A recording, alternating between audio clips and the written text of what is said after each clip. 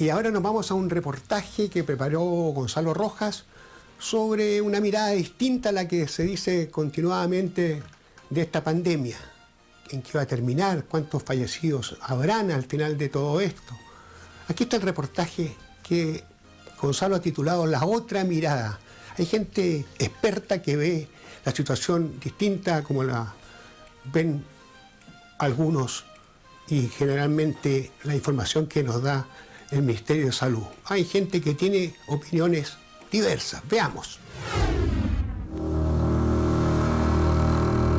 Hablar de 20.000 personas fallecidas al final de la pandemia en todo Chile es algo que ya es básicamente una realidad.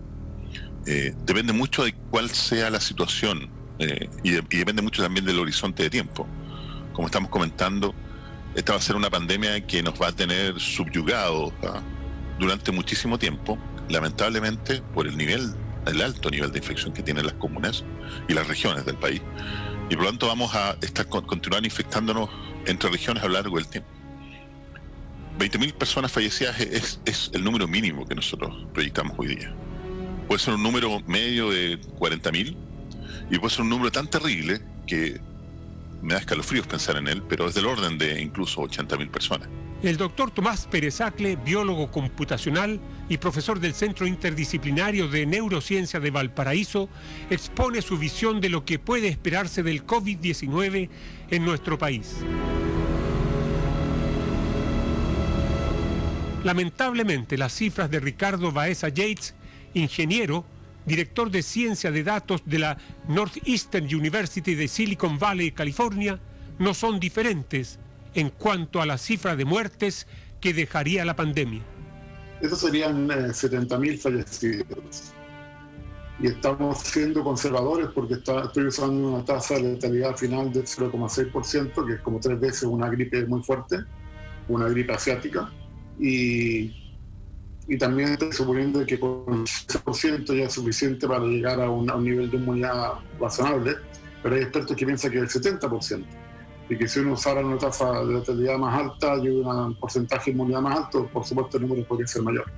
También coinciden en cuanto a lo que hay que hacer. Volver a hablar de la leve mejoría, de esta mejoría que hemos visto durante el tiempo. Este tipo de palabras que usan las autoridades, creo yo que es muy temprano para usarlas. Enseguida ambos expertos comparten que lo que correspondería sería una cuarentena efectiva y sostenida.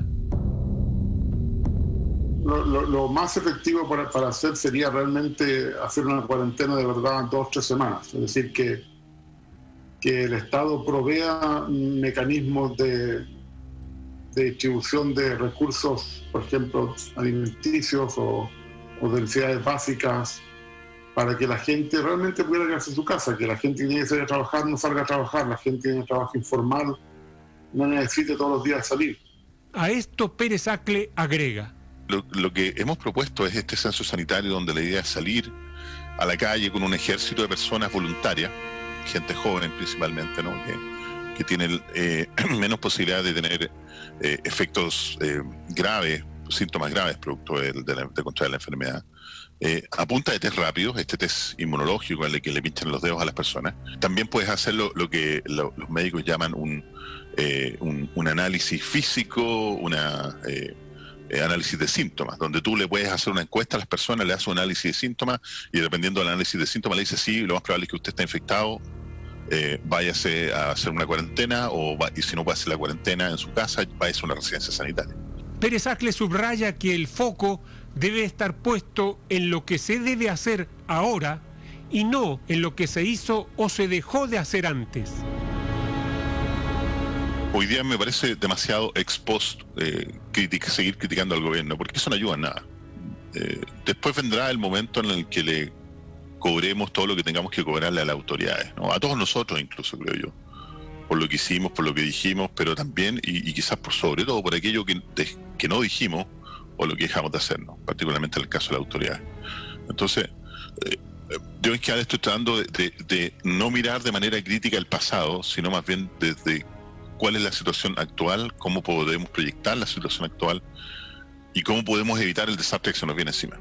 El sayo nos viene a todos, a cada uno nos tocará. en la intimidad de nuestra conciencia, dar cuenta de lo que hicimos o dejamos de hacer en estas horas críticas de nuestra existencia. Ahí estaba la otra mirada que nos entregaba Gonzalo Rojas. Personas expertas piensan que esto puede ser terrible, lo que nos viene por delante. Hay que escuchar todo, pero lo importante es que tenemos que unirnos para combatir esta pandemia, no crear diferencias, pequeñeces, situaciones que a nadie le importan mucho. Lo que importa es que podamos superar en conjunto, todos unidos, esta pandemia.